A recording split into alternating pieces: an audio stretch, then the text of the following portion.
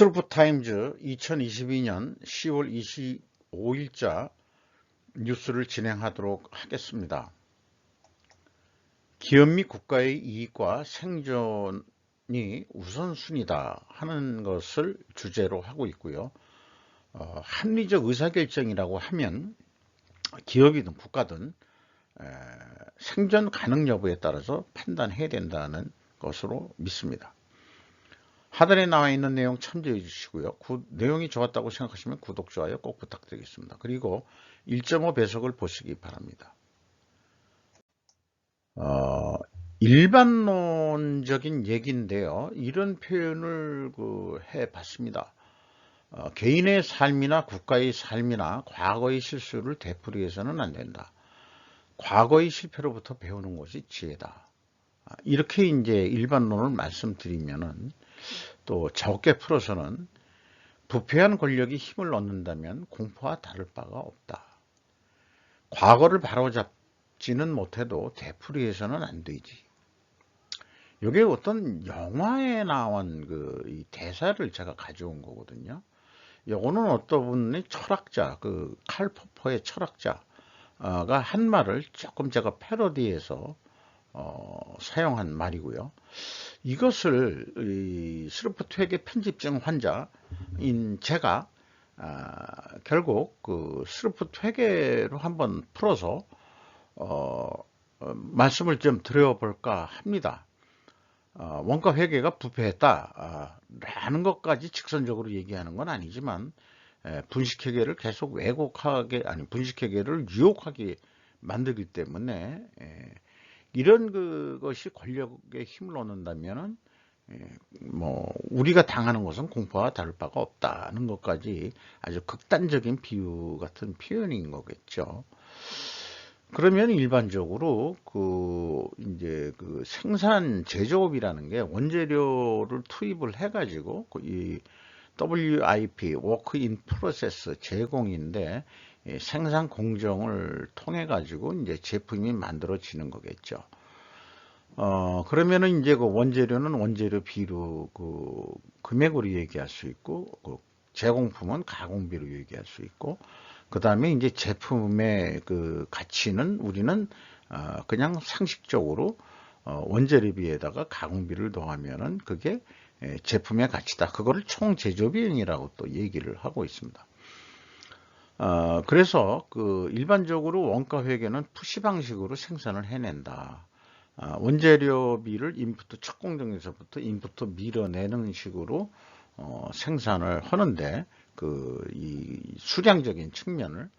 그러나 이제 MRP라는 얘기를 들어보신 분들 많겠. 이제 이 자원 수요모 플래닝인가 그렇게 되어 있습니다만은 원가 MRP도 원래는 수요에 따른 풀 생산 스케줄링 계획은 했었습니다. 여기에서 제품 수요가 어느 정도 되니까 생산 스케줄링을 잡아서 원재료비를 얼마쯤 투입을 하면 된다 하는 계획을 세워가지고 일단 돌리는데 실무 현장에서는 원재료비를 70을 투입을 하라고 그랬는데 이제 하다 보니까 좀 노는 사람이 많아서 조금 그냥 하던 것마저 더 작업을 해. 그래가지고 하다 보니까 한 90%까지 원재료를 인풋을 시켜버리면은 제공도 늘어나게 되고 결국은 나중에 제품 재고도 늘어나게 돼 있거든요. 그래서 문제는 실행에서 원재료 인풋도 통제가 되지 않아 재고가 증가하는 것이 이 제조업의 비일비재한 현상입니다. 오늘 뉴스에 LG 파주 공장, OLED 공장 생산 라인을 중단했다 그런 얘기인데 거기 참 좋은 얘기가 있습니다. 맨 마지막에 소개를 해드리려고 그러는데 수요가 떨어져 가지고 또 재고가 증가해서 생산 조절을 한다. 이런 내용이나 마찬가지가 되겠어요. 그렇게 해야 되는데 그러질 못하고 이미 쏟아부은 인풋 이것 때문에 생산을 중단을 못하고 계속 생산하다면은 재고가 증가해가지고 팔리지 못하는 상태가 될 수도 있다. 그것을 이제 그림으로 보면은 이제 이렇게 증가를 했다 이렇게 말씀드리는 거고, 그러면 이제 이 물건이 안 팔린다 그러면은 이렇게 돈이 많이 들어갔으니까 당연히 적자가 될 텐데, 어떤 그 원가 회계를 만들어내는 천재가 어떻게 나왔어요. 한 100년 전에. 어떤 천재의 신기한 제조 원가와 매출 원가 착상을 해가지고, 생산 투입 원재료비, 이게 뭐 적든 많든 많이 들어가도 또 가공비가 더 증가해도 그거를 총 제조 비용이라고 명칭을 통하기로 한다. 이게 제품의 가치다. 여기다가 이제 그 마진을 붙여가지고 얼마 판다. 뭐 이런 식의 이제 논리를 펴 나간 거죠. 그래서 그 매출 원가는 기초 재고 더하기 총 제조 비용 빼기 이 증가된 기말 재고를 하면은 이 빼는 거기 때문에 재고가 증가하면은 많은 금액을 빼게 되니까 결과는 어떻게 되겠어요? 매출 원가가 줄게 되어 있습니다. 그래서 제품 재고 원재료비에 가공비를 더해서 제품 가치를 올렸는데 재고가 증가해서, 그리고 매출원가 산식을 만들어 재고를 빼면 판매량에 따른 매출원가를 만들어 냈다.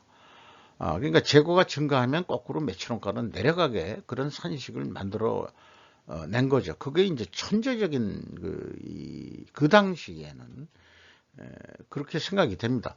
이렇게 해서 재고가 증가해도 영업이익은 남는 것으로 기업의 재무에게는 권력을 획득했던 것이다. 그러니까 생산과 영업이 지 아무리 그 용을 쓴다 한들 조정은 재무회계가 하면서 옛날 우리나라 드라마에 뭐 어떤 그 유명한 표현이 있는데, 내 손아귀에 있어이다라는 그런 그 뭐죠? 우리나라 그 영의정 한 2인자가 이 조선의 권력은 내 손아귀에 있어이다. 라는 그런 식의 이제 이 횡행을 하게 되는 거죠. 그게 이제 잘못하면 부패한 권력이 될 수 있는 거다. 좀 이렇게 또 얘기해 볼 수 있을지 모르겠어요. 재무회계 일하시는 분들은 매우 기분 나쁘시겠지만은, 그래서 스루풋은 어떻게 하는 거냐 그러면은 그 끌어당기는 방식으로 계획을 합니다. 그 MRP에서 한 것처럼. 근데 철저히 이 원재료 금액이 공정이 진행이 되더라도 부가가치를 애도 안 시켜요. 그냥 그대로 가는 겁니다. 인프트 통제를 철저히 하는 거고요. 그래서 수요만큼 생산해가지고 재고를 많이 안 가져가는, 그렇게 생산하는 게 스루풋 방식의 생산관리, 재고관리라고 할 수 있겠습니다. 그래서 이 운영비용, 가공비하고 또 판매관리비 포함해서인데요. 이거를 이 재료비하고 디커플링을 해버리는 겁니다. 이 가공비를. 그렇게 하는 거기 때문에 굳이 이 재무회계에서 도와줄 일이 없어요. 거꾸로 해서. 권한도 뺏길 일이 없습니다. 그리고 제품 판매 가격, 제품의 가치라는데 제품 판매 가격은 결국 구매자가 수락을 해야 결정하는 것이지, 제조원가가 얼마 때문에 거기에 마진을 얼마 붙여서 판매한다는 논리는 오로지 일방적인 사고방식이지, 구매자가 그거 비싸서 못 사겠다 그러면 그만인 거거든요. 때문에 그 제품의 가치는 구매자의 가치에 따라서 그거를 그 비싼 돈을 주고 사느냐 마느냐의 여부는 결국 소비자의 손에 달려 있다는 그런 이 논지를 가지고 제조업 또는 그 사업에 임해야 될 것이라고 그렇게 생각을 합니다. 요거를 조금 더 풀어서 얘기하면은, 스루풋 세계에서는 재무회계의 도움 없이 생산, 영업, 물류 누구나 손쉽게 전체의 손익을 산출해낼 수 있다. 이것이 새로운 지혜라고 저는 믿는 바입니다. 재료비는 이동평균법으로 물류가 산출해주면 될 것입니다. 원재료도 물류에서 구매를 할 확률이 높고요. 그 다음에 이제 제품 출하도 물류에서 해줄 수도 있겠죠. 물류에서 대부분 합니다. 영업과 생산 중간에서 각가지 정보들을 서로 주고받으면서 합리적인 의사결정을 할 수 있고, 이동평균법만 가지고 있다면은 영업하고도 영업은 매출액 이 정보를 주고, 수량과 물류는 매출 재료비 데이터 이동평균법에 의한 재료비를 주면은 판매량에서 수량 곱해가지고 또 물류가 준, 로지스틱이 준 그 이동평균백 재료비에다가 수량을 곱해서 원재료비를 빼내면은 바로 스루풋을 산출해낼 수 있는 거죠. 그러면은 이 영업에서 받은 그 매출 정보를 물류는 생산한테 또 줄 수 있고, 영업이 또 생산한테 직접 줄 수도 있죠. 그러면은 역시 이 매출 재료비, 원재료비를 물류가 또 이렇게 이 정보를 제공해 줄 수 있는 거죠. 그 다음에 이제 생산 정보는 뭐 생산이 물류와 그 다음에 이제 영업에 동시에 줄 수도 있지만, 그 재고도 알아야 되니까, 생산량을 주고, 그 다음에 이제 그 출하를 하니까, 생산에서 출하를 빼면 재고니까 재고상을 영업에다가 알려주는 거죠. 그러면 재고가 일만큼 있으니까 우리가 얼마를 팔아야 된다는 목표가 생기게 되고, 또 이 재고가 작다 그러면은 연락을 해서 생산 좀 더 해달라. 이렇게 해서 이제 삼자 간의 커뮤니케이션 의사소통을 통해서 가장 적합한 안전 재고만을 가지고 영업을 할 수 있다. 이런 그런 희망찬 합리적인 생각을 해 볼 수 있는 것입니다. 그러면은 손익 내용을 재무회계한테 맡길 필요가 없다 이게요. 근데 그 생산이 뽑을 수도 있고 영업이 뽑을 수도 있고 이 물류 로지스틱이 뽑을 수 있는데, 슬프까지 그 다음에 이제 운영 비용은 이제 그 재무회계한테 받아낼 수밖에는 또 없을 거예요.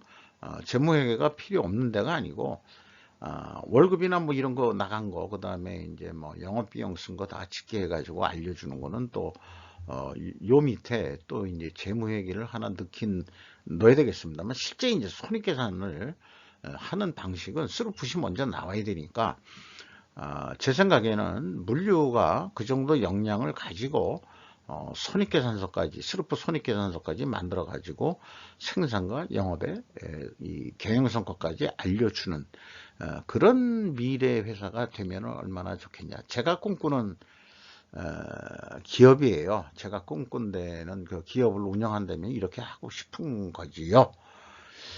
자, 이거 우측에는 중국 시진핑 선녀님에 대한 국내 뉴스들을 쭉 모았는데, 제가 그 부패한 권력이라는 앞장에서 얘기한 동일한 실수를 우리 반복해서는 안 되는데, 걔네들이 이제 거꾸로 동일한 실수를 반복해 주기를 은근히 지금 바라는, 거꾸로 걔네들은 원가회계에서 더 그냥 매몰돼 가지고 그냥 살아라, 그러고 싶은 게 있는 거죠.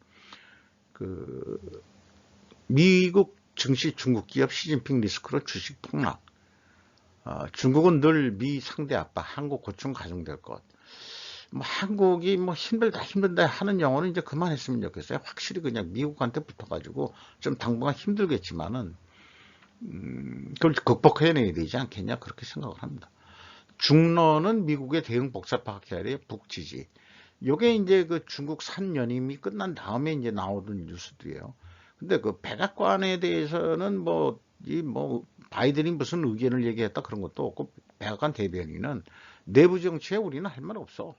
이렇게 좀, 그리고 또 시진핑 독재 체제에서 말아끼는 그 미국이라고 그랬는데, 정상회담을 예고하는 거 아니냐, 뭐 이런 식으로 또 이제 확대 해석하는 경우가 있더라고요. 아까 말씀드린 대로 LG 디스플레이 파주 OLED 공장 일부 라인 가동 중단. 이제 기자가 쓸 수 있는 그 사고 방식의 한계겠죠. 조선비주 최지 기자인데, TV 수요 절벽 직격탄 맞은 전자업계 파주 OLED TV 패널 공장 11월부터 셧다운.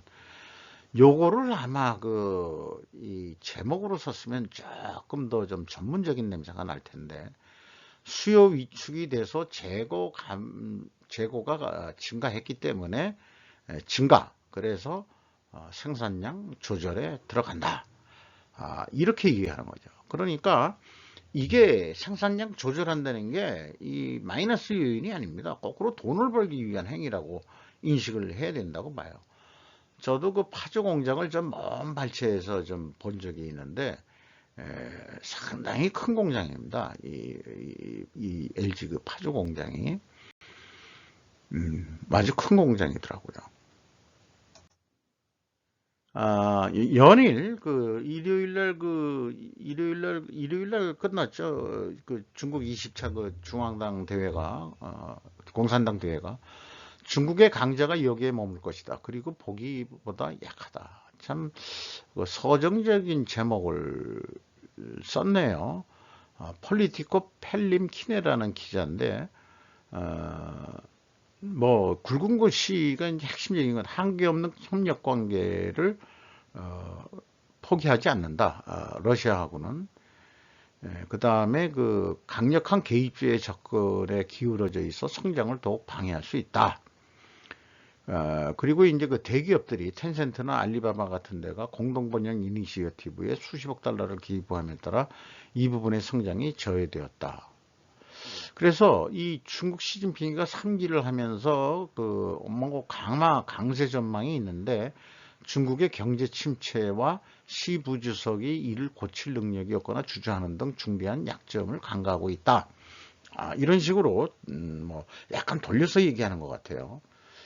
그리고 이제 그 제가 좋아하는 그 제약, 이 내부적으로도 제약이 있는데 거기다가 중국 성장에 대한 외부 제약이 강화되고 있다.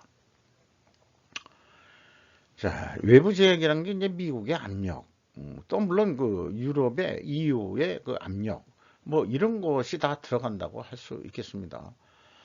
그럼에도 불구하고 시진핑은 위험 감수자, 리스크 테이크 하는 사람이다. 자기 권력을 유지하고 그렇게 되는데 미첼 항공우주연구 그 다음에 국민우주군 협회의 방문 성님 연구원인 로버트 헤딕이라는 사람이 있는데 푸틴이 우크라이나를 실제로 침공할 정도로 비이성적일 것이라고 예상은 그 누구도 못했다. 그런데 침공했지 않았느냐? 왜 시적도 안 되느냐? 시적도 한다. 이렇게 이제 그 예측을 하는 것 같아요. 차이나 콩그레스라는 제목으로 C는 최고팀을 충성파로 채워 권력을 강화했다. BBC 뉴스. 그 남아있는 얘기가 다시 한번 좀 강조된 뉴스가 또 나왔어요.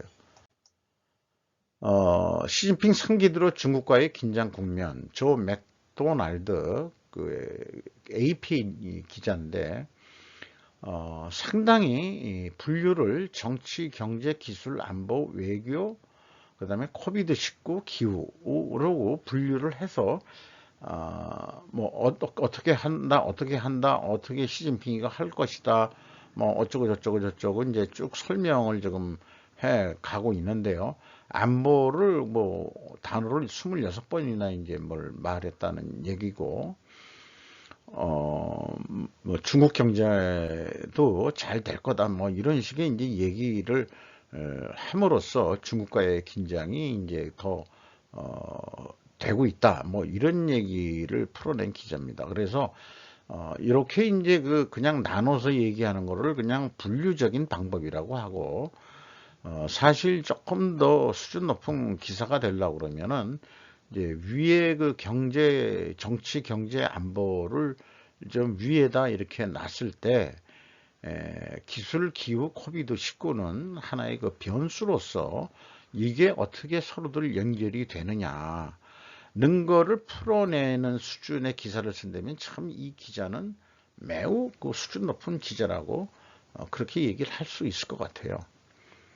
정치하고 경제 동전의 앞면과 뒷면이죠.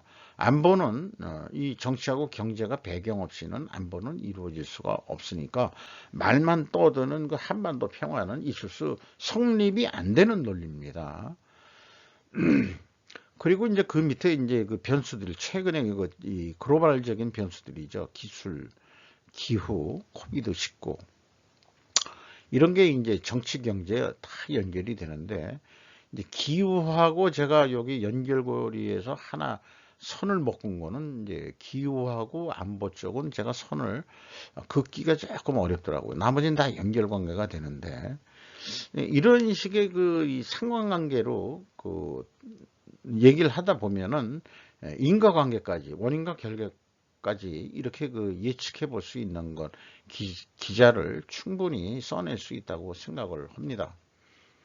우리나라도 뭐 이 정도 수준 되는 분들이 그러면 아마 그 기자들은 아이 그런 거는 뭐 전문 연구원이나 박사나 뭐 이런 분들이 하시는 거겠. 아닙니다. 일반 서민도 기자도 이런 식으로 해야 된다고 봅니다. 그래야 그 유명한 기자가 되고 나중에 논설위원까지 하시고 뭐 그렇게 되지 않겠어요? 후진따오 퇴장 연출된 정치쇼 미 땡큐 시진핑 말 나오는 까닭 중앙일보 한우덕 기자의 말인데 시진핑 좌측에 후진따오 전 주석이 앉아 있었죠. 근데 이제 사실 정치쇼다. 이제 그 공청당 다그 이번에 쳐내고 다 이제 이 타자당 그 시진핑 그 이 따까리들이 전부 다 말하자면 그 상무위원이라 7인 상무위원회인가요? 그게 되는 거니까. 문제는 경제다 했는데 권위주의가 성할수록 기업은 정치 눈치를 볼 수밖에 없다. 성장의 탄력성이 위축될 것임은 분명해 보인다. 시진핑이 신시대 개막으로 덩샤오핑 시대의 맹위는 꺾일 수 있다. 오히려 정치가 경제가 정치를 제약하는 국면이 올 수 있다. 서로 제약하게 된다 이거죠. 정치가 경제를 제약하고 경제가 정치를 제약하고 그러면은 이제 악순환의 고리로 해가지고 더 폐쇄적이고 그 다음에 더 독재적인 거로 사회를 지배하려고 그러고 보통 그렇게 돼. 미국에서 벌써 이런 얘기가 나온다. 땡큐 시진핑. 뭐 우리 목표가 국방 안보 보고서가 10년 동안 중국하고 경쟁한다는 안보 보고서를 써냈는데 미리 그러한 여건을 만들어내서 우리가 미국의 총론을 이루어내는데 참 잘하고 있어요. 근데 등소평은 이 순기라고 그랬잖아요. 그걸 도광양해라고.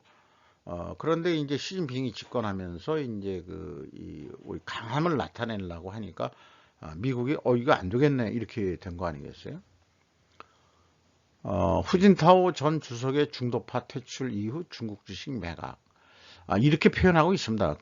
이 회의 중에 후진타오 주석이 건강상의 이유로 뭐, 좀 나가 계세요. 뭐, 이렇게 얘기했다고 하지만 사실은 쫓겨난 거로 봐기 때문에 그런 이 상징적인 걸 보고서 모든 이 증시들이 말하자면 깎아내려져 갔다. 이것은 2009년의 마지막으로 나타난 수준이다. 리먼 브라더스하고 베어스턴스의 폭발이 한창이던 리먼 브라더스는 잘 알았는데 베어스턴스는 뭐 저는 좀 잘 모르는 그런 기업이네요. 아무래도 그 금융회사겠죠. 남북한은 해상 경계선을 따라 경고 사격을 주고받는다. AP통신 또 더 위크라는 데서도 거의 똑같은 내용을 얘기했는데 물론 우리나라 언론에서도 나온 얘기인데 야후뉴스 중에서도 두 군데나 이렇게 얘기하면은 자관 서해 경계선 근처에서 서로 침범했다 해서 경고 사격을 서로 했다는 얘기인데 이제 상징적으로 참 우리나라 현실을 보여주고 있는 철책이라고 볼 수 있겠습니다. 북한하고는 뭔가 건널 수 없는 강이 현재 있는 거죠. 휴전선을 통해서. 그래서 이제 오늘 윤 대통령이 국회 연설을 했는데 이제 반쪽짜리 국회 연설이 되고 야당이 다 참여를 안 하고 국회 들어가기 전에 뭐 이렇게 뭔가 이게 뭐 게다가 좌파애들이 잘 쓰는 빨간 것이 있잖아요. 그거 돈 들여서 어디 전문 인쇄소가 있는 모양이에요. 다 들고서 하는. 뭐 저기에서도 쓰잖아요. 광화문 집회, 뭐 윤석열 퇴진 막.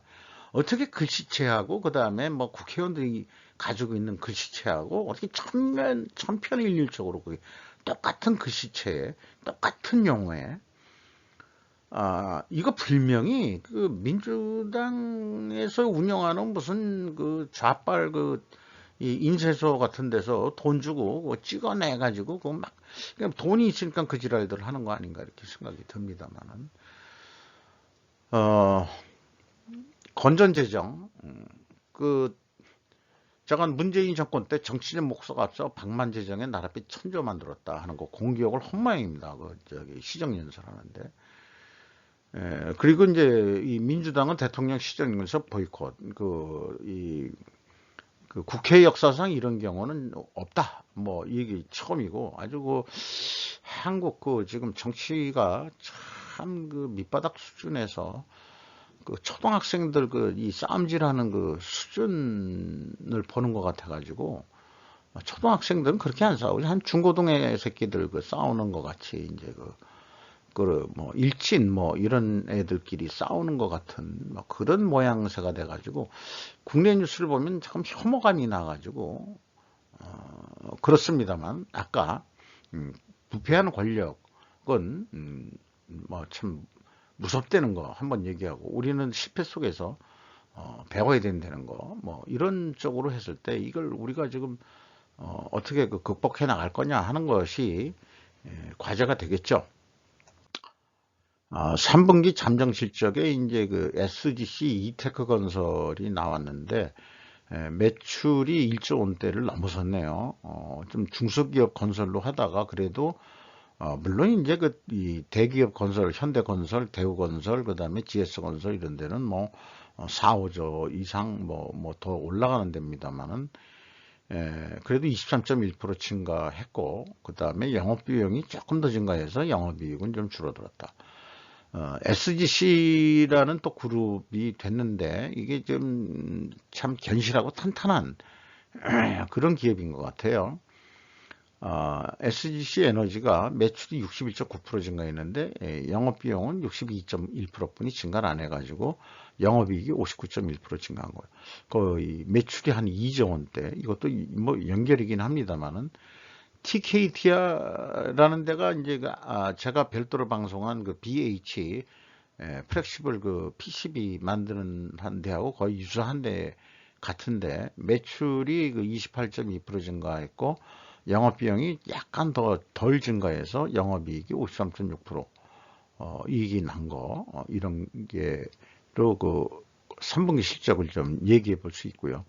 도이치 모터스라고 이제 독일차를 수입해다가 파는 데는 건지 아니면 그 상호만 도이치 모터스인지 잘 모르겠습니다만은 이 도이치 모터스가 무슨 주가 조작 어쩌고 저쩌고에 조금 막 그 공격을 당했었죠.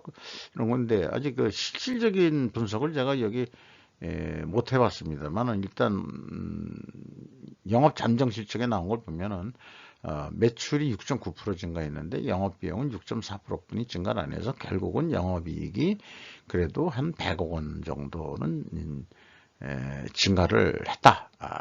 뭐 이런 내용이 되겠습니다. 10월 25일자 스루풋 타임즈를 마치도록 하겠습니다. 감사합니다.